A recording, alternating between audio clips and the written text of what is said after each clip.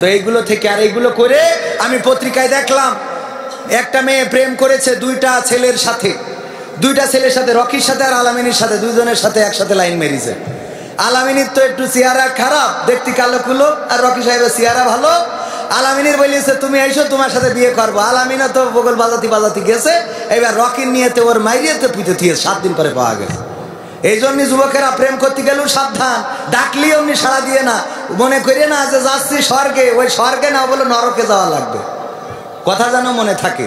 আবার কাল গেছি কুষ্টিয়ায়, দেখি প্রশ্ন দিয়েছে, হুজুর এক প্রেমিকা তার প্রেমিকের জন্য নুডলস রান্না করে এনেছিল, সেই নুডলস খাওয়ার পরে প্রেমিক মরে গেছে, এর মৃত্যু কি শহীদ মৃত্যু হিসেবে গণ্য হবে? কত বড় শয়তান! হ্যাঁ, গেছে প্রেমিকার কাছে, নুডলস রান্না করে এনেছে, এনে খাওয়াইছে, ও তো মনে করছে খাসার, বলছে বাহ চমৎকার, মানে ভালো না হলো বউ রেঞ্জেস তো। আরে বাবা, ওই যে একটা প্রবাদ আছে না, বলছে যে তরকারি আজকে এত খারাপ রাঁধছে, রেঞ্জেস কিডা? তো বলছে আমি, মা বলছে আমি না, তোর বউ রেঞ্জেস। বলছে তুমি তো কুইটেস কিডা? বলছে আমি কুটিলাম। কুইটেই তো তেষ্টা মারি থইছে, রান্নার সাথে সাথে ভালো হয়ে গেছে, কুইটে তেজ মারিছে। এরকম আছে না নাই? এই জন্যে মনে করেন না যে ডার্লিং দেখিছে, ওই গোলাপ ফুলের মধ্যেও বলো কোনো পয়জন দিয়ে ছুটি পারে, যে পয়জন চোখে গেলি জীবনের মতো অন্ধ হয়ে ডার্লিং, ওইটা দেখা তো দূরের কথা, আর একটাও দেখতে পাবেন না। এই জন্যই মাথায় খেয়াল রাখবেন, ফুল দিলেই নেওয়ার দরকার নেই, ওইটা ফরেন্সিক পরীক্ষা করার দরকার আছে না নাই, যে ফুলের মধ্যেই কোনো মাল মেডিসিন আছে কিনা। হ্যাঁ, এখন বলো বিশ্বাস করার কোনো কায়দা নেই, ডাইরেক্ট যদি বিয়ে করে আনতে পারেন তাও আনবেন, তাও রিক্স। এক হুজুর হাফেজ সাহেব আর একটা বিয়ে করিয়েছে, ডাইরেক্ট মেরে ফেলিয়েছে, দেখেছেন না পেপার পত্রিকায়? হাফেজ সাহেব খেয়াল করেছেন কি? খেয়াল করেছেন? হ্যাঁ, সুপারিনটেন্ডেন্ট দেখেছেন, আপনি দেখেননি তা কি করেন তাহলে? তো এখন হ্যাঁ, এক হাফেজ সাহেব আর একটা বিয়ে করেছে, ও দরকার বিয়ে তো করতেই পারে, এর জন্য ওর ডাইরেক্ট মেরে ফেলিয়েছে। তাও মেরে ফেলিয়েছে, ও তো বেঁচে গেছে। আর একটা ওই যে জুনিয়র সাকিব, ও তো ডাইরেক্ট মেশিনই কেটে নিয়েছে, ও মরি গেছে তো বেঁচে গেছে, তো বেঁচে থেকে ধুক করতেছে খালি। এই জন্য খুব সাবধান সাবধান সাবধান। কথা যেন কোথায় গেল এমপিরা সব, কোথায় গেল মন্ত্রীরা সব, কোথায় কাদের কাকা, তাদের ছাড়া দেশটা এখন লাগে ফাঁকা ফাঁকা, ঠিক না বেঠে? কোথায় গেল মন্ত্রীরা সব, কোথায় গেল এমপিরা সব, কোথায় গেল নেত্রীরা সব, কোথায় গেল নেতারা সব, কোথায় কাদের কাকা, তাদের ছাড়া দেশটা এখন লাগে ফাঁকা ফাঁকা, তাদের ছাড়া দেশটা এখন লাগে ফাঁকা। পালাবো না, পালাবে না, পালাবে না, যায় না তবু দেখা, পালাবে না, পালাবে না, যায় না তবু দেখা, তাদের ছাড়া দেশটা এখন লাগে ফাঁকা ফাঁকা, ওদের ছাড়া দেশটা এখন লাগে ফাঁকা ফাঁকা। আইন মন্ত্রী আটকে গেল আইনেরই ফাঁকে, দাড়ি ছাড়া দরবেশের ভণ্ড ভণ্ড লাগি, ঠিক না বেঠে? আইন মন্ত্রী আটকে গেল আইনেরই ফাঁকে, দাড়ি ছাড়া দরবেশের ভণ্ড ভণ্ড লাগে। শুনছি কত নেতা নেত্রী খাইতেছে ভাই ডান্ডা, বিচারপতি কালামানিকের ফাটিয়ে দিয়েছে আন্ডা। পলকের ঝলক গেল, পলকের ঝলক গেল, থামিয়ে নেটের চাকা, তাদের ছাড়া দেশটা এখন লাগে ফাঁকা ফাঁকা, ওদের ছাড়া দেশটা এখন লাগে ফাঁকা ফাঁকা।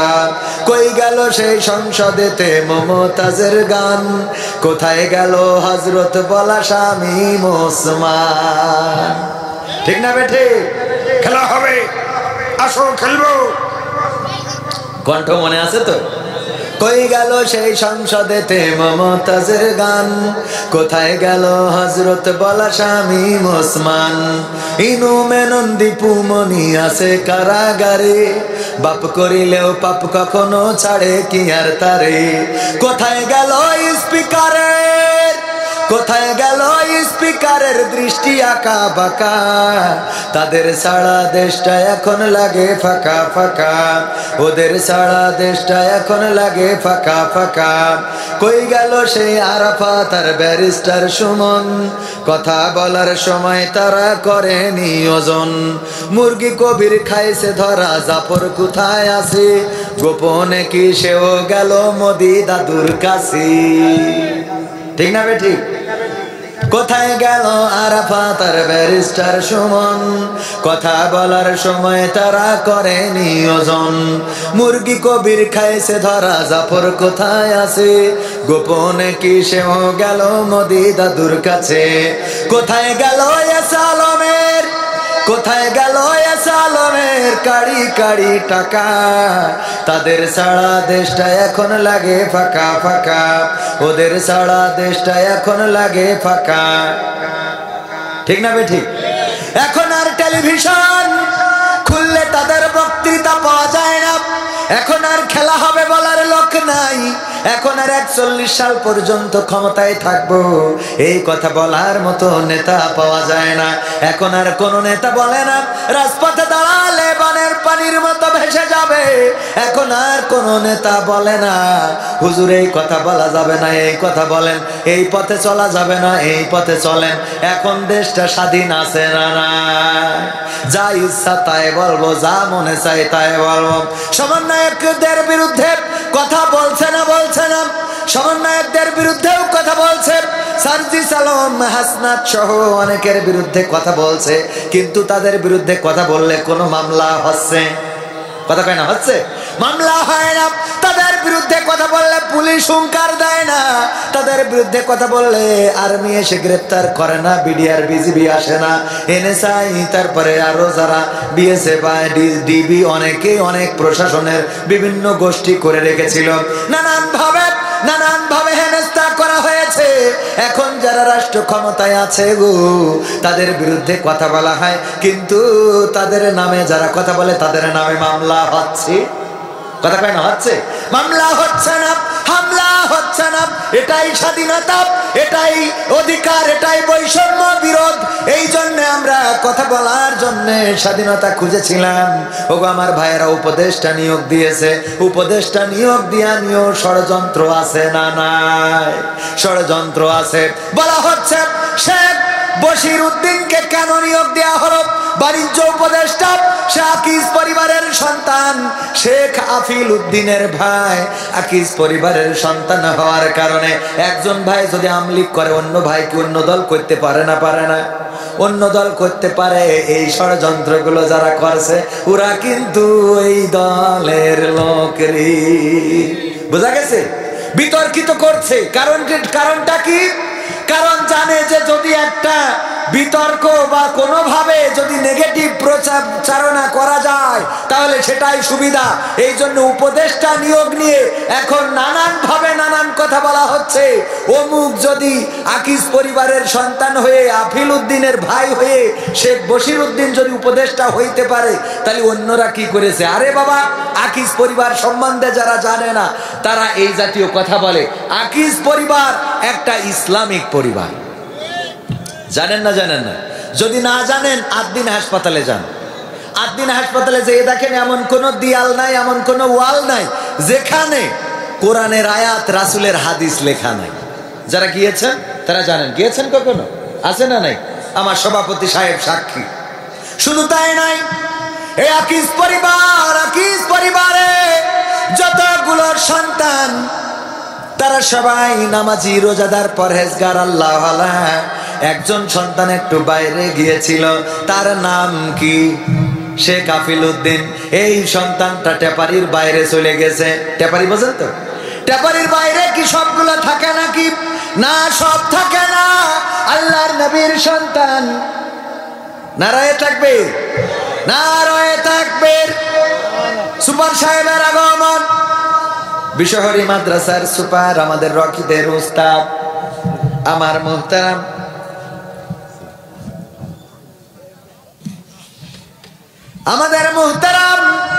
মাওলানা আবু সাইদ সাহেব আমার বাবার বন্ধু আজও হায়াতে বেঁচে আছেন।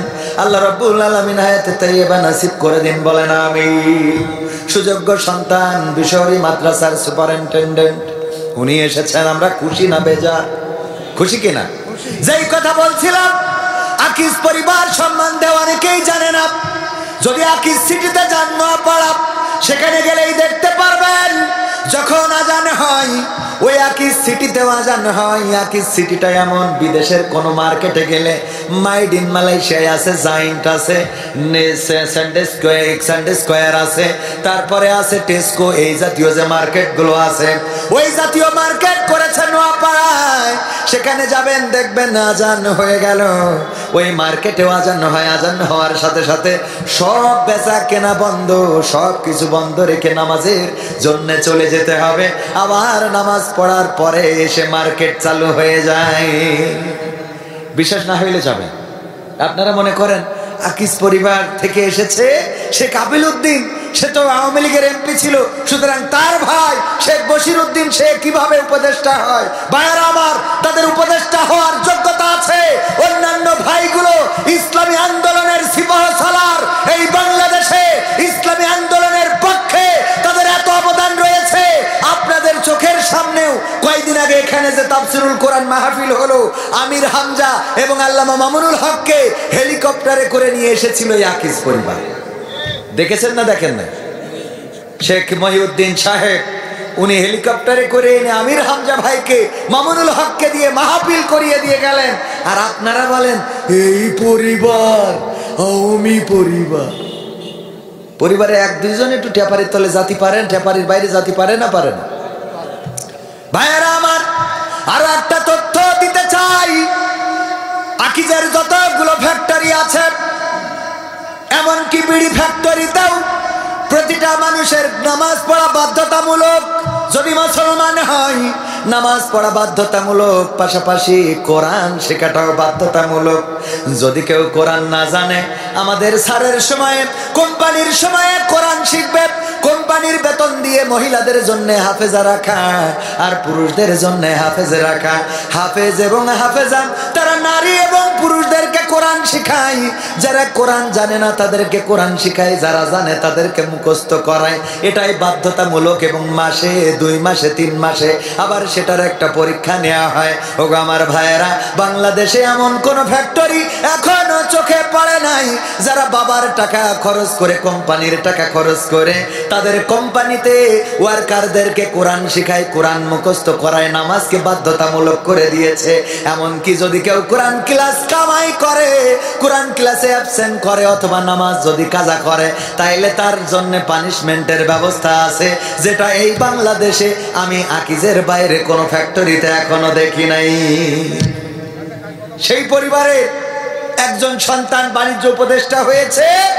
আর আমার কিছু আল্লাহর ওলিরা তারা বিতর্কিত করার চেষ্টা করছে। এই ষড়যন্ত্রের ফাঁদে পা দেওয়া যাবে না।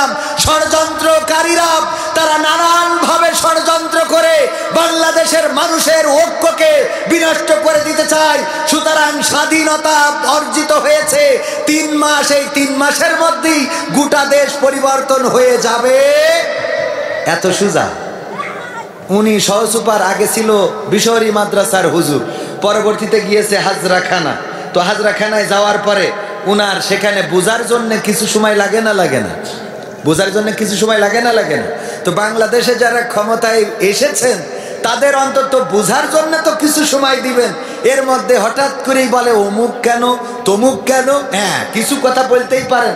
মোস্তফা গোলাম কি, মোস্তফা সরোয়ার ফারুকি, এই মোস্তফা সরোয়ার ফারুকির স্ত্রী আবার বঙ্গবন্ধুর স্ত্রী হিসেবে অভিনয় করেছিল, জানেন আপনারা? হ্যাঁ, অনেকে যে মিডিয়া কর্মীরা খুব ভালো করে জানে। তো মোস্তফা সরোয়ার ফারুকির স্ত্রী অভিনয় করেছিল নায়িকা হিসাবে বঙ্গবন্ধু সিনেমায়। সেখানে নায়িকার অভিনয় করলো যে তার কোনো পানিশমেন্ট নেই, কিন্তু নায়কের যে অভিনয় করেছে তার 10 কাঠার একটা প্লট দিয়েছিল, সেটা বাতিল করতে হয়েছে। তো ওরটা বাতিল হলে এরটা থাকে কি করে? মেয়ে মানুষ বলি থাকবে নাকি? এটা কি রাখা যাবে? বরং এটাও বাতিল করার দরকার আছে না নাই? তবে এটার নামে প্লট হয় নাই, তাই বাতিল হয় নাই। ওগো আমার ভাইরা, এর অর্থ এই নয় যে তিশা যদি বঙ্গবন্ধুর নায়ক যে সেজেছিল, বঙ্গবন্ধু চরিত্র অভিনয় করেছিল, তার নায়িকা হওয়ার অপরাধে মোস্তফা সরোয়ার ফারুকীর পরে কোনো দোষ আনা যাবে না। কারণ নূহ আলাইহিস সালামের স্ত্রীও এবং লূত আলাইহিস সালামের স্ত্রী, এই দুইজন নবীর স্ত্রীও নবীর প্রতি ঈমান আনে। কথা কয় না? ঈমান এনেছে। এই দুইজন নবীর স্ত্রীও ঈমান আনে নাই। সুতরাং মোস্তফা সরোয়ার ফারুকীর স্ত্রী তিশা, সে যদি মোস্তফা সরোয়ার ফারুকীর সাথে একমত না হয়, নাও হইতে পারে। কারণ হেদায়েত সবার নসিবে, কথা কয় না, আসে? সবার নসিবে আসে না। অনেকেই নামাজি আছে, স্বামী 5 ওয়াক্ত নামাজ পড়ে, স্বামী রোজাদার, স্বামী আল্লাহওয়ালা, স্বামী দাড়িওয়ালা, আর স্ত্রী আর একজনের সাথে মোবাইল নাম্বারে বলে হ্যাঁ, আছে না নাই? এরকম আছে না নাই? স্বামী খুব ভালো মানুষ, স্বামী খুব ভালো মানুষ, আল্লাহওয়ালা, সরল সুজা, আর স্ত্রী এত শয়তান, কথা বলে বলে কার সাথে কথা বলো? মামাতো ভাইয়ের সাথে, এখন কার সাথে ফুফুতো ভাইয়ের সাথে, এখন কার সাথে চাচাতো ভাইয়ের সাথে। ওর ভাই তো অভাব নেই, 14 গোষ্ঠী সব ওর ভাই, ভাইদের সাথে কথা বলে। এরকম সরল সুজা স্বামী আছে না নাই? মোস্তফা সরোয়ার ফারুকীও হতে পারে তেমন সরল কোনো মানুষ। তবে আমরা তাদেরকে সময় দিতে চাই। আমরা দেখতে চাই বাংলাদেশে 3 মাস নয়, আমরা আরো সময় দিতে চাই এই বাংলাদেশ সংস্কারে তাদের ভূমিকা কি। যদি ভালোভাবে তারা বাংলাদেশ সংস্কারে ভূমিকা রাখতে না পারে, 15 বছর যারা চেয়ার ধরে রাখলো, তাদেরকে যদি দাদার বাড়ি পাঠাইতে পারি, তাইলে বিনা ভোটে আমরা যাদেরকে বসাইছি ওদের পাঠাইতে আমাদের 15 দিনও লাগবে। কথা কয় না? লাগবে। 15টা বছর ধরে যাই চেয়ারটা ধরে আছে, তাদের পুলিশ, তাদের র্যাব, তাদের ডিবি, তাদের বিজিবি, তাদের এনএসআই, তাদের বিএসএফ, তাদের বিদেশি সংস্থা, তাদের সব কিছু। আর আমার দেশের ছোট ছোট বাচ্চা শিশুরা, যাদের হাতে অস্ত্র নাই, যাদের হাতে বোমা নাই, যাদের হাতে গুলি নাই, যাদের হাতে ছুরি নাই, যাদের হাতে দা নাই, যাদের হাতে কাস্তে নাই, খালি হাতে রাজপথে নামলো, এক দফা এক দাবি, স্বৈরাচার কবে যাবি? এই আন্দোলনে আমার দিদি চলে গেল দাদার দেশে। যদি 15টা বছর ধরে এত কিছু সব রেডি করার পরেও বাংলাদেশে থাকার সাহস না পায়, তাইলে আজকের যারা উপদেষ্টা, আজকের যারা তত্ত্বাবধায়ক সরকারের উপদেষ্টা এবং প্রধান উপদেষ্টা সহ যারা আছে, তারা যদি বাংলাদেশে ভুল করে, আল্লাহর কসম করে বলি, তাদের তাড়ানোর জন্য 3 দিনও লাগবে না। কয়দিনও লাগবে না? 3 দিনও লাগবে না। সুতরাং ছাত্ররা যারা আন্দোলন করে, ওরা কিসের ছাত্র এটা জানার দরকার। এখন পত্রিকায় আসে ছাত্ররা এটার বিরুদ্ধে আন্দোলন করেছে, ওটার বিরুদ্ধে আন্দোলন করেছে, কিন্তু মাথায় রাখতে হবে ওরা কি বৈষম্য বিরোধী দলের ছাত্র, নাকি ওরা শিবিরের ছাত্র, নাকি ওরা লীগের ছাত্র, নাকি ওরা দলের ছাত্র, এটা দেখার দরকার আছে না নাই? আবার অনেকেই আছে ছাত্র ও না, ছাত্র ও না রে, তারপরেও রাজপথে দাঁড়ায় আন্দোলন করে ছাত্র সেজে, এমন আল্লাহর ওলি আছে না নাই? কথা কয় না? আছে না নাই? বাজারে এসে কালেকশন করে। কোথা থেকে এসেছেন? কুলুকুলু গ্রাম থেকে এসেছি। হ্যাঁ, এটা গ্রামের নাম বলে। ওখানে একটা মাদ্রাসা আছে, দান করেন কিছু। যদি বলা হয় ওই মাদ্রাসায় যাব, কয় যাবেন? দিয়া লাগবেন আপনি। এরকম আছে না নাই? মেয়ে বিয়ে দেবে, সাহায্যের জন্য আসে, মেয়ে বিয়ে দিতে পারছি না। আমি বললাম, ওগো আমার বোন, যে মেয়ে বিয়ে দিবেন, অ্যাড্রেসটা বলেন, ঠিকানাটা বলেন, আমরা আপনার মেয়ের বিয়ের দিন উপঢৌকন নিয়ে যাব। এত কষ্ট করেন, আপনার মেয়ের বিয়ের দিন যদি পারি কিছু সহযোগিতা করবো। কয় দেবেন না? ভালো কথা, এত কথা কান খায়। তার মানে বোঝা যায় না, যায় না? এরকম ভণ্ডামি আছে না নাই? অনেক আছে। এই জন্য এখন যারা আন্দোলন করে, এখন যারা কথা বলে, এই কথা কারা বলছে এটাকে খুঁজে বের করা দরকার। অনেকেই আমাদের ভাই ভাই দ্বন্দ্ব বাঁধাতে চায়, অনেকেই আমাদের এই সম্পর্কের মধ্যে ফাটল ধরিয়ে দিতে চায়। 15টা বছর ধরে যা পরিবর্তন করতে পারলো না, 3টা মাসের মধ্যে কেমন করে পরিবর্তন হয়ে যাবে, এইটা তো একটু কমন সেন্স দিয়ে বোঝার দরকার আছে না নাই? কথা কয় না? আছে না নাই? 15 বছর ধরে এই রাস্তাটা পাকা হয়নি। এখন 3 মাসে আপনারা যদি কিনা আন্দোলন করেন রাস্তা পাকা করো, নাই ক্ষমতা ছাড়ো, এ হুজুর যাবে কেন?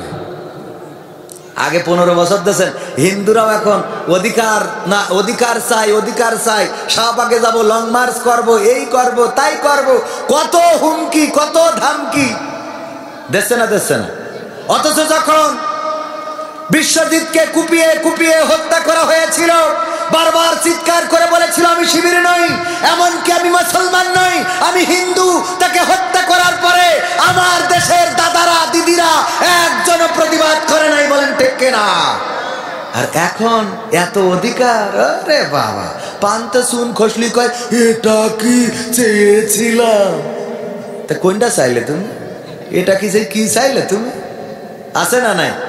ক্ষমতার দাপটে তুমি, ক্ষমতার দাপটে তুমি হইলা যে ভাই অন্ধ, সব ক্ষমতা চূর্ণ হবে আঁখি হইলে বন্ধ তোমার, সব ক্ষমতা চূর্ণ হবে আঁখি হইলে বন্ধ। ক্ষমতার দাপটে তুমি, ক্ষমতার দাপটে তুমি হইলা যে ভাই অন্ধ, সব ক্ষমতা চূর্ণ হবে আঁখি হইলে বন্ধ তোমার, সব ক্ষমতা চূর্ণ হবে আঁখি হইলে বন্ধ। গায়ের জোরে আজকে তুমি হয়েছ বেসামাল,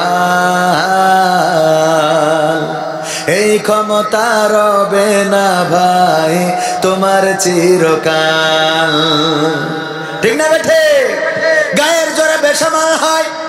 অনেকেই মনে করে এই যে চেয়ার পেয়েছি, এই চেয়ার কোনোদিন ছাড়া লাগবে না। আমার ইউনিয়নের একজন চেয়ারম্যান ছিল, নামটা নিতে চায় না।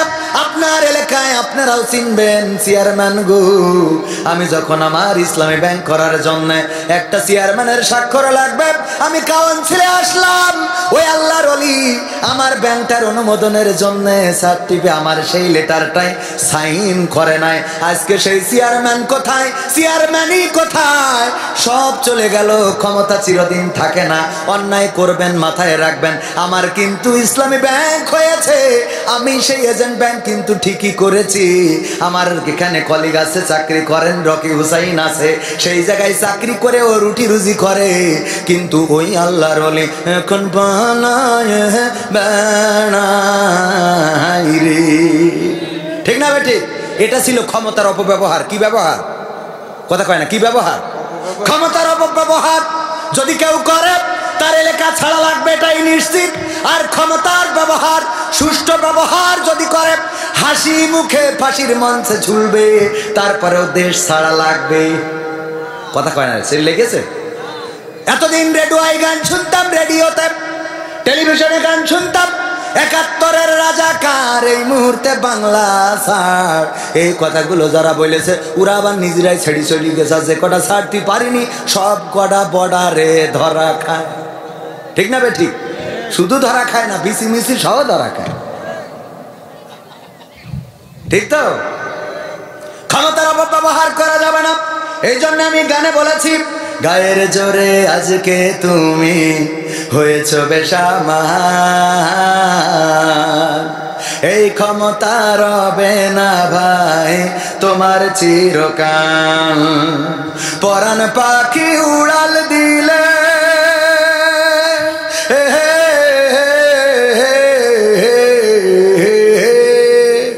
পরাণ পাখি উড়াল দিলে, পরাণ পাখি উড়াল দিলে দেহ হবে গন্ধ, সব ক্ষমতা চূর্ণ হবে আঁখি হইলে বন্ধ তোমার, সব ক্ষমতা চূর্ণ হবে আঁখি হইলে বন্ধ।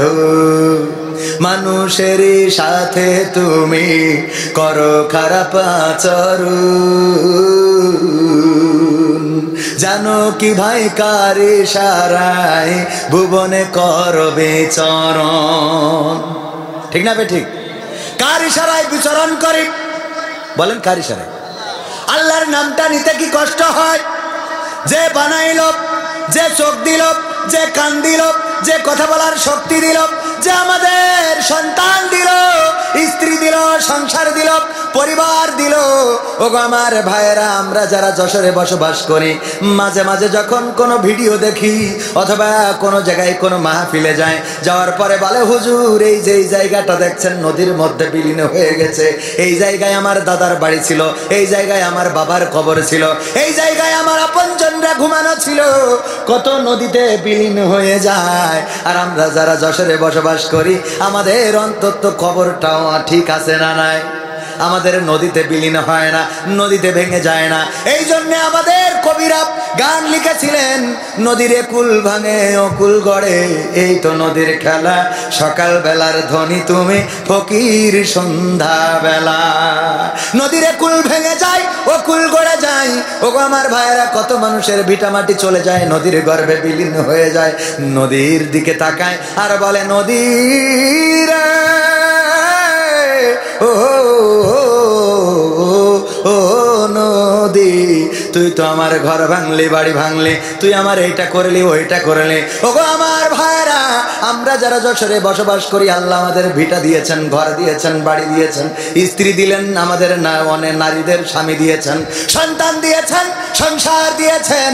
যে আল্লাহ রব্বুল আলামিন না চাইতে এত কিছু দিলেন, সেই আল্লাহর নামটা নিতে যাদের মুখে বাদে গো, ওগো আমার ভাইয়েরা, পড়ন্ত বিকেল বেলায় দেখবেন আল্লাহর নামটা ওই মুখ দিয়ে আর বের হবে। হইতে পারে না? পারে না? কথা কয় না। এই জন্যে আমরা, আমাদের এই শক্তি সামর্থ্য দিয়েছেন কে? তাও আপনাদের এত বুঝাইও আল্লাহর নামটা কষ্ট লাগে, কষ্ট লাগে মনের মধ্যে আল্লাহর নামটা মুখ দিয়ে উচ্চারণ করতে। অথচ চিৎকার করে যদি আল্লাহকে ডাকেন তাও শোনে, আস্তে ডাকলেও শুনবে। কিন্তু যখন বিপদে পড়েন, যদি বাড়ি এসে মার খুঁজে না পান, ছোটবেলায় কি করতেন? ও মা, মা এরকম ডাকতেন, ও মা, মা এই তুই কানে, ঠিক না বে ঠিক? যখন মা ডেকে ডেকে না শোনে, এরকম চিৎকার আছে না নাই? তো আল্লাহর নাম একটু এরকম চিৎকার করে বলা যায় না? ওগো আমার ভাইয়েরা, আমাদের এই জীবন, আমাদের মরণ, আমাদের হাত, আমাদের পাপ, আমাদের চোখ, আমাদের কান দিয়েছেন কে? চিৎকার করে বলেন, দিয়েছেন কে? এরপরেও দেখলাম কিছু আল্লাহর ওলি মুখ খোলে নাই। আমারও কোনো অসুবিধে নাই, কারণ আমি আল্লাহকে ডেকে আল্লাহকে পেয়ে আজকে এই পর্যন্ত। যারা ডাকে না ওরা পায়ও না, পাবেও না। ওদের জন্য দুয়া যেন আল্লাহ ওদের হেদায়েত নসিব করে, বলেন আমিন। কারণ আল্লাহ দেখেছে যারা, পেয়েছে তারা। কেউ বলে বলুক তোমায় চেনা বড় কঠিন দায়, কেউ বলে বলুক তোমায় চেনা। তোমার প্রেমে যে মজেছে মাওলা, তোমার প্রেমে যে মজেছে মাওলা, প্রেমে ডুবে মরেছে, কেউ বলে বলুক তোমায় চেনা বড় কঠিন দায়, কেউ বলে বলুক তোমায় চেনা। ইব্রাহিম কে হাত পা বেঁধে নমরুদ মনের জ্বালা মিটাতে সিটকে দিল নলকূপে। ইব্রাহিম কে হাত পা বেঁধে নমরুদ মনের জ্বালা মিটাতে সিটকে দিল নলকূপে।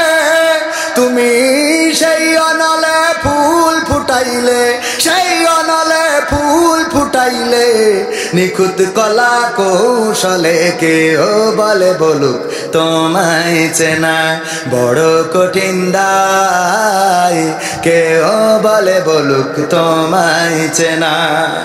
কি যে ভেবে নদীর মাছে ঠাই দিলাই ইউনুসকে পেটে, রাখে আল্লাহ মারা বলকে। কি যে ভেবে নদীর মাছে ঠাই দিলাই ইউনুসকে পেটে, রাখে আল্লাহ মারা বলকে। তুমি মুসাকে ছেড়ে দূর পুড়াইলে, মুসাকে ছেড়ে দূর পুড়াইলে, নিখুঁত কলা কৌশলে কেউ বলে বলুক তোমায় চেনা বড় কঠিন দায়, কেউ বলে বলুক তোমায় চেনা। ইসমাইলের গলা খান দুভাগ হবে ভেবে স্বামী, অবলারে করলা কুরবানি। ইসমাইলের গলা খান দুভাগ হবে ভেবে স্বামী, অবলারে করলা কুরবানি। তুমি মরিয়মকে মা বানাইলে, মরিয়মকে মা বানাইলে, নিখুঁত কলা কৌশলে কেউ বলে বলুক তোমায় চেনা বড় কঠিন দায়, কেউ বলে বলুক তোমায় চেনা। এই গান আল্লাহকে ডাকবেন পাবেন, ডাকবেন না পাবেন না। সারা জীবন অন্তরের মধ্যে পৌঁছে যাবে, বুকের মধ্যে গন্ধ হয়ে যাবে। আপনার অন্তরাত্মা কলুষিত এতটাই হবে, যদি ওইটা দুর্গন্ধ বের হইতো আপনার স্ত্রীও আপনার দিকে মুখ করে ঘুমাইতো না। কারণ আপনি দুশ্চিন্তাগ্রস্ত, দুশ্চিন্তা করতে করতে, খারাপ চিন্তা করতে করতে এটা পচায় ফেলেছেন। এটাকে পরিষ্কার করেন, দিলকে পরিষ্কার রাখেন। আপনি পাইলেও আল্লাহকে ডাকেন, না পাইলেও আল্লাহকে ডাকেন। সিজদায় পড়ে যান তাহাজ্জুদের রাতে, তাহাজ্জুদের নামাজে গভীর রাতে যদি আল্লাহর কাছে কাটাকাটি করতে পারেন, আপনার কষ্ট দূর করে দেওয়ার মালিককে। আমার শ্রদ্ধাভাজন চাচার সন্তান এখানে আছেন, উনিও একজন আলেমের সন্তান, আমিও একজন মোটামুটি আলেমের সন্তান। কিন্তু আমার আব্বা জেনারেল শিক্ষিত ছিলেন, আর আমার মাওলানা আবু সাইদ সাহেব উনি মাদ্রাসা শিক্ষিত, ঠিক কিনা? দেখেন, উনি মাদ্রাসায় নেতৃত্ব দিচ্ছেন, একজন দাখিল মাদ্রাসার সুপারিনটেন্ডেন্ট, সুপার হয়েছেন আলহামদুলিল্লাহ। আর আমি, আমার বাবা, ওনার বাবা বেঁচে থেকে প্রতিষ্ঠিত করেছে। ওনার বাবা বেঁচে থেকে, আমি একেবারে প্র্যাকটিক্যালে দেখাই দিচ্ছি, ওনার বাবা কিন্তু এখনো বেঁচে আছেন, তার মানে বাবা বেঁচে থেকে প্রতিষ্ঠিত করেছে। আর আমার বাবা যখন মারা গিয়েছেন তখন আমি কেবল 8 থেকে 9-এ উঠেছি। আমার বাবা মারা গিয়েছেন 5 জানুয়ারি, কত? 5 জানুয়ারি 2002, 5 জানুয়ারি 2002 অনাকাঙ্ক্ষিতভাবে মারা গিয়েছেন। আপনারা জানেন অনেকেই আমার বাবার ইতিহাসটা। তো আমার আব্বা মারা গেলেন 2002-এ, যখন আমি ক্লাস 8 থেকে কেবল 9-এ উঠেছি, ক্লাসও শুরু করি নাই। 5 তারিখে মারা গেলেন। আমার আল্লাহর পরিকল্পনা ছিল আজ হোক কাল হোক কবির বিন সামাদকে মাস্টার আব্দুল সামাদের জায়গায় নিয়ে আসবো। এই পরিকল্পনা ছিল কার? আমার মা বেঁচে আছেন এখনো পর্যন্ত, চাইলে জিজ্ঞেস করতে পারেন। আমি যখন ছোটবেলায় মাহফিলে গিয়েছি সেখানে এতটাই অবহেলা পেয়েছি, বরং স্টেজে কথা বলতে দেয়া হয় নাই, স্টেজ থেকে নামিয়েও দেয়া হয়েছে। আমি ইন্টারে পড়ি গঙ্গানন্দপুর ডিগ্রি কলেজ, তখন আমার মাকে বলেছি, মা আর যাই হোক আমি ওয়াজ করব না। আমার মাকে বলেছি, মা বেঁচে আছে, আপনারা যাচাই করতে পারেন। কিন্তু আমার আল্লাহ চেয়েছেন যে আমি তোর ওয়াজ করাবো। পরিকল্পনা কার? আমি চাইলে তো হবে না, আল্লাহ যেটা পরিকল্পনা করে রেখেছেন। এখন দেখেন, মানে যাই করি তাই করি, ঘুরে ফিরে কত নাটক, কত গান, কত কি করলাম, তারপরে আল্লাহ আবার এই জায়গায় আনলো যেই জায়গাটা ছিল। আমি বলি, আমার আব্বা ইন্তেকালের সময়, মারা যাওয়ার সময় অ্যাক্সিডেন্ট করে যখন মারা গিয়েছেন, এখনো ওই রাস্তা দিয়ে যখন যাই তখন ওই জায়গায় গেলেই আব্বার কথা মনে পড়ে যে এই রাস্তাটা ক্রস করছি, যেখানে আমার আব্বার রক্ত দেখেছিলাম পড়ে থাকতে পিচের উপরে। আমি ওই ক্যাম্পে আর যাইনি, যেই ক্যাম্পে আমার আব্বার গাড়িটা ছিল অথবা প্রথমে নিয়ে যাওয়া হয়েছিল। আমি সেই থানাতে আর কোনোদিন ঢুকিনি, যেই থানার সামনে আমার আব্বার দেহখানা শোয়ানো ছিল। আমি দেখেছিলাম মাফলা দিয়ে, চাদর দিয়ে দেহখানা বাঁধা, কান থেকে রক্ত বেরোচ্ছে, শরীরে রক্ত লাগানো। চিৎকার করে বলেছিলাম, কালকে স্টেজে কথা বলেছেন আর আজকে নিথর ভাবে এখানে পড়ে আছেন এই জায়গায়। ওই বাবা আমার মনে হয় মৃত্যুর সময় শুধুমাত্র এতটুকু বলেছিলেন, আল্লাহ তুমি আমার সন্তানকে সেই জায়গাটায় এনে দিও যেই জায়গাটা আমি তৈরি করেছি, যেই জায়গাটা আমি ধরে রেখেছিলাম, যেই জায়গাটায় আমি ছিলাম। আমার বিশ্বাস, আমার বাবার এতটুকু দোয়া ছাড়া আমার আর কোনো অর্জন নাই, যে অর্জন দিয়ে আমি মানুষের সামনে কথা বলতে পারি। আমার বাবার এই দোয়া আজকে এত দূর পর্যন্ত নিয়ে এসেছে। এখনো আমার মা যাই নামাজে সারাটা রাত ইবাদত করেন, আমার জন্য দোয়া করেন। আর সেই দোয়ার বারাকা হলো কবির বিন সামাদকে আলহামদুলিল্লাহ বাংলাদেশের মানুষ দলমত নির্বিশেষে এখন মানুষে অন্তত স্নেহ করে, শ্রদ্ধা করে, ভালোবাসে, দাওয়াত করে, খাওয়ায়, আবার টাকা দেয়। মায়ের দোয়া, বাবার দোয়া, অর্জন বলে কিছু নেই ভাইয়েরা আমার। এবং আল্লাহ রাব্বুল আলামিন যদি কবুল করেন, আল্লাহকে ডেকে যদি পান, আল্লাহকে মৃত্যুকালে আমার বাবা, আমার বিশ্বাস, আমার মন বলে, যেহেতু বাবার কথা শুনতে পারি নাই, আমার মন বলে আমার আব্বা বলেছিলেন, আল্লাহ তুমি ওই জায়গায় এনে দিও। আমার এটা অন্তরাত্মা ডেকে বলে। আমি যখন প্রতিদিন বাড়ি থেকে বের হই, আমার আব্বার কবরে সালাম দিয়ে বের হই, যখন বাড়িতে ঢুকি আব্বার কবরে সালাম দিয়ে ঢুকি। অসংখ্যবার আব্বা ওয়াজ করে বলেছিলেন, আমি যদি যোগ্য সন্তান তৈরি করে যেতে পারি, ওই সন্তান আমার কবরে যে সালাম দিবে তার ভালো আমলগুলো আমি পাবো।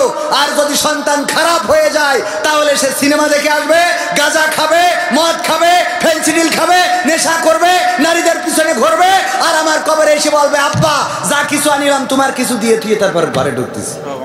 ঠিক না বেঠিক? সুতরাং আমাদের পরিবর্তন হওয়া দরকার। কাঁদবেন কার কাছে, ডাকবেন কাকে? বিপদে পড়ে, মুসিবতে পড়ে, এমনকি যুবকেরা ভালোবাসার মানুষটাকে পাওয়া যাচ্ছে না, বলবেন কার কাছে? আমার কাছে বলি লাভ নেই। কয় হুজুর একটু দোয়াটা শিখাই দেন, কোন দোয়া করলে ভালোবাসার মানুষকে পাওয়া যাবে? পাকা আমক কোথাকার। কোন দোয়া পড়লে ভালোবাসার মানুষকে পাওয়া যাবে? হুজুর একটু দোয়া শিখাই দেন। কোনো দোয়া করা লাগবে না। তুমি যারে চাও তাহাজ্জুদের নামাজে পড়ে আল্লাহর কাছে কাঁদো, আল্লাহ তার সাথে আমার বিবাহের ব্যবস্থা করে দাও। এটাতে কোনো গুনাহ নেই, কিন্তু ওর কাছে দিয়ে ফুল নিয়ে দাঁড়ায় থাকলে গুনাহ হবে। কথা কি বোঝা গেছে? চাইবেন কার কাছে? আবার কারোর বউ সেই বসেন না যে আল্লাহ অমুখের বউ খুব ভাল লাগে, আল্লাহ দাও। এরম শয়তান আছে না? নাই আছে, মানে কি অনেক আছে। আবার মা বোনেরাও, মা বোনদের নিয়ে একটু কথা বলার দরকার ছিল। আগামী বছর বলবো ইনশাল্লাহ, যদি হায়াতে বেঁচে থাকি। আমার স্টেজে এসেছেন গঙ্গানন্দপুর ইউনিয়ন জামাত ইসলামীর শ্রদ্ধাভাজন সভাপতি জনাব কারি মাওলানা সাইফুল ইসলাম সাহেব এসেছেন। বাংলাদেশ জামাত ইসলামী ঝিকরগাছা থানার কর্মপরিষদ সদস্য জনাব মাওলানা মাহবুবুর রহমান। উনারা অনেক বড় আলেম, দারুণ আলোচনা করেন। আজকের এই মাহফিলটায় আমরা তাদের মুখ থেকে অন্তত কিছুটা হলেও কথা শুনবো। রাজি আছেন ইনশাআল্লাহ? আমরা ইশার পরে আমি বলবো পরিচালককে যে এশার পরে আমাদের ভাইজানদেরকে একটু করে সালাম বিনিময় হলেও আমার ভাইজানেরা সালাম বিনিময় করবেন। এবং এই ইউনিয়নে প্রতিটা গ্রামে আপনারা এরকম মাহফিলের আয়োজন করবেন। স্থানীয়রা আলোচনা করলে কোনো অসুবিধা আছে?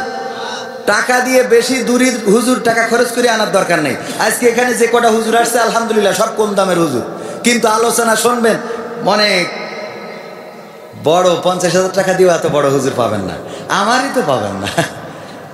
অথচ আপনারা পাইছেন না। মাগরিবের পরে আমার আলোচনা, কেউ সামনে ছিল না, তারপরে আলোচনা করেছি না করি নাই? তার মানে আপনাদের ইউনিয়নে আপনারা যে কটা গ্রাম আছে সবাই মাহফিল দেন।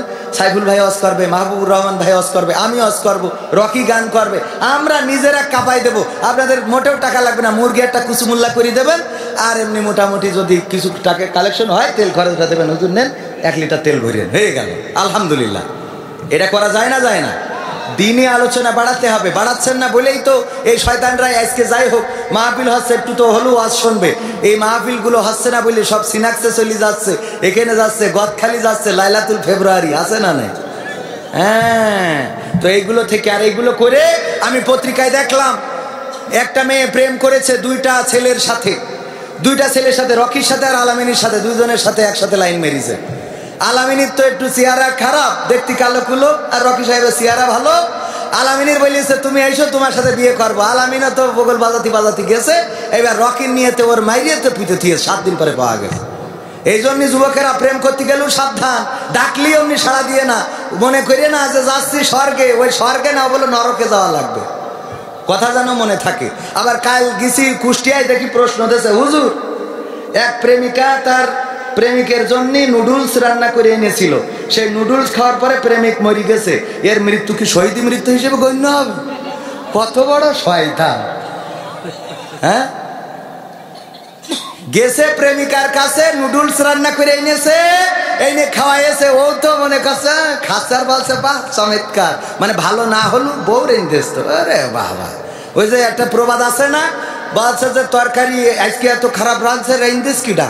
তো বলছে আমি, মা বলছে আমি না, তোর বউ রেঞ্জেস। বলছে তুমি তো কুইটেস কিটা? বলছে আমি কুটিলাম। কুইটেই তো তেষ্টা মারি থইছে, রান্নার সাথে সাথে ভালো হয়ে গেছে, কুইটে তেজ মেরিছে। এরকম আছে না নাই? এই জন্যে মনে করেন না যে ডার্লিং দেখিছে ওই গোলাপ ফুলের মধ্যেও বলো কোনো পয়জন দিয়ে ছুটি পারে, যে পয়জন চোখে গেলি জীবনের মতো অন্ধ হয়ে ডার্লিং ওইটা দেখা তো দূরের কথা, আর একটাও দেখতে পাবেন না। এই জন্যই মাথায় খেয়াল রাখবেন, ফুল দিলেই নেওয়ার দরকার নেই, ওইটা ফরেন্সিক পরীক্ষা করার দরকার আছে না নাই, যে ফুলের মধ্যেই কোনো মাল মেডিসিন আছে কিনা। হ্যাঁ, এখন বলো বিশ্বাস করার কোনো কায়দা নেই। ডাইরেক্ট যদি বিয়ে করে আনতে পারেন তাও আনবেন, তাও রিক্স, তাও রিক্স। এক হুজুর হাফেজ সাহেব আর একটা বিয়ে করিয়েছে, ডাইরেক্ট মেরে ফেলিয়েছে। দেখেছেন না পেপার পত্রিকায়? হাফেজ সাহেব খেয়াল করেছেন কি? খেয়াল করেছেন? হ্যাঁ, সুপারিনটেন্ডেন্ট দেখেছেন। আপনি দেখেননি তা কি করেন তাহলে? তো এখন হ্যাঁ, এক হাফেজ সাহেব আর একটা বিয়ে করেছে, ও দরকার বিয়ে তো করতেই পারে, এর জন্য ওর ডাইরেক্ট মেরে ফেলিয়েছে। তাও মেরে ফেলিয়েছে, ও তো বেঁচে গেছে। আর একটা ওই যে জুনিয়র সাকিব, ও তো ডাইরেক্ট মেশিনই কেটে নিয়েছে, ও মরি গেছে তো বেঁচে গেছে, তো বেঁচে থেকে ধুকধুক করতেছে খালি।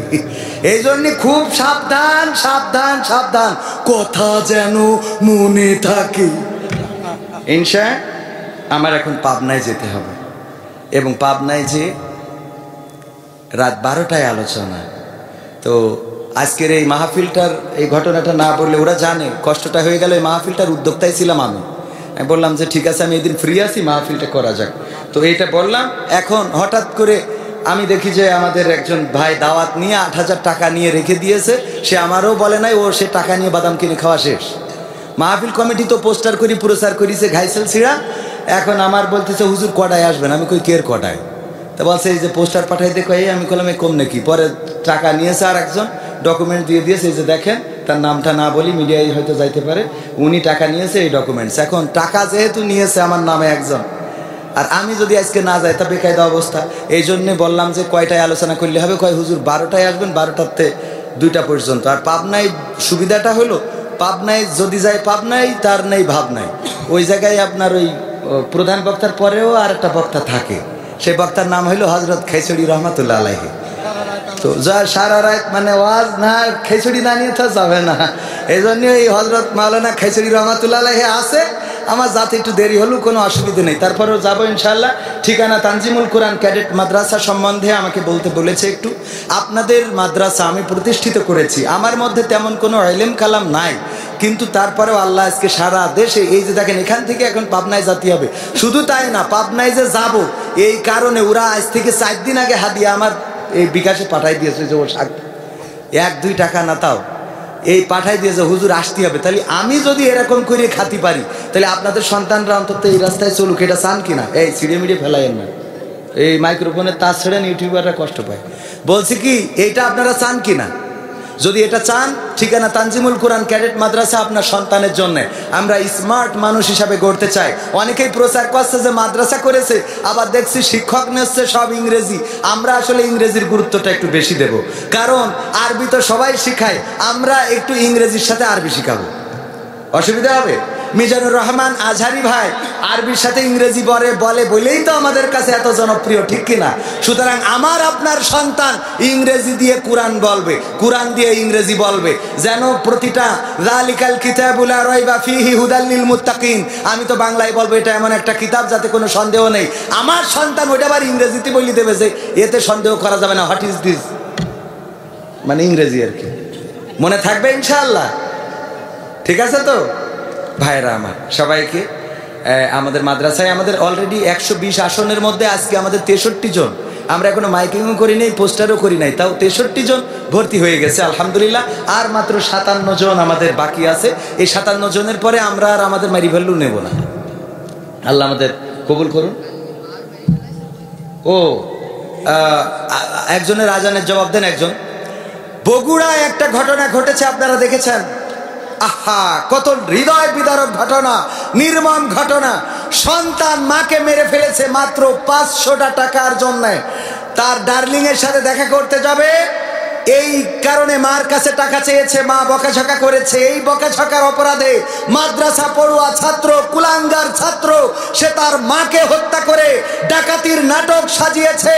এমন কুলাঙ্গার সন্তান যেন কারো গর্ভে জন্ম না নেয়, বলেন আমিন। বগুড়ায় যে ঘটনাটা ঘটেছে, আহারে কোন সমাজে আমরা এসেছি। কয়েকদিন আগে দেখলাম সিলেটে একটা বাচ্চা শিশুকে হত্যা করা হয়েছে, তার মাত্র 250 টাকার জন্য আপন জনেরা হত্যা করেছে। আমার ঝিকরগাছার পাশেই সারসায় আমরা দেখেছি ওখানকার একটা মেয়েকে অপহরণ করেছে, তার কানের দুল ছিনিয়ে নেওয়ার জন্য। তার কানের দুল তো নিয়েছে, আবার ওই মেয়েটাকে হত্যা করেছে। কি দুর্বিষহ জীবন আমরা পার করছি, কি একটা অনাকাঙ্ক্ষিত সমাজের দিকে যাচ্ছি। যেই সন্তান তার মাকে হত্যা করেছে, আমরা আইন ও প্রশাসনের কাছে দৃষ্টান্তমূলক শাস্তি চাইব। এই সন্তানকে ফাঁসির কাস্টে প্রকাশ্যে ঝুলিয়ে বিচার করে দিয়ে প্রমাণ করে দিতে হবে যে মাকে বাবাকে যারা হত্যা করে তাদের বেঁচে থাকার কোনো অধিকার নেই। কাকে হত্যা করলে? যেই মা তোমাকে গর্ভে ধারণ করেছিল, যেই মা তোমাকে প্রসব যন্ত্রণা সহ্য করে রক্তে ভেসে এই পৃথিবীর আলো দেখিয়েছিল, যেই মা তোমাকে পিঁপড়ে কামড়ালে তুমি কান্না করতে, মা সবকিছু ফেলে রেখে তোমাকে বুকে আগলে দিত, যেই মা তোমাকে নিজে ভিজা বিছানায় ঘুমিয়ে শুকনা জায়গায় রাখতো, যেই মা নিজের সেরা শাড়ি পরেছে কিন্তু কোনোদিন বাবার কাছে অভিযোগ করে নাই তোমার নতুন জামা কিনে না দিলে তোমার মা অভিমান করে থাকতো, যেই মা তোমার সুখে হাসতো, তোমার কষ্টে কান্না করতো, যেই মা তাহাজ্জুদে জায়নামাজে তোমার জন্য জায়নামাজ ভিজিয়েছে, সেই মাকে তুমি হত্যা করেছো। কুলাঙ্গার কুলাঙ্গার কুলাঙ্গার, এমন কুলাঙ্গার সন্তান কারো গর্ভে যেন জন্ম না হয়, বলেন আমিন। আমরা তার দৃষ্টান্তমূলক শাস্তি দাবি করছি। আর মায়ের সাথে কেউ রূঢ় ভাষায় কথা বলবেন না, মায়ের সাথে খারাপ আচরণ করবেন না, বাবার সাথে খারাপ আচরণ করবেন না। তারা আপনাদের জন্য মাথার ঘাম পায়ে ফেলে, আপনাদের সুখের জন্য, আপনাদের মুখে হাসি ফোটানোর জন্য কষ্ট করে নিজের জমি বেচে বিদেশে পাঠাইছে। আর এখন বউ পেয়েতে বগল বাজান যে মাল একখান পাইছি, কথা কয় না। বাবার চিকিৎসার টাকাটাও দিতে চায় না, মায়ের শাড়ি কেনার টাকাটা দিতে চায় না, মায়ের ঔষধ কেনার টাকাটা দিতে চায় না, ভাইয়ের পিছনে খরচ করতে চায় না, বোনকে দেখতে চায় না। এমন অসংখ্য কুলাঙ্গার আছে, বউ পেয়ে ভুলে গিয়েছে। আল্লাহ এই জাতীয় মানুষদেরও হেদায়েত নসিব করে দিন, বলে না আমি। মনে থাকবে ইনশাআল্লাহ।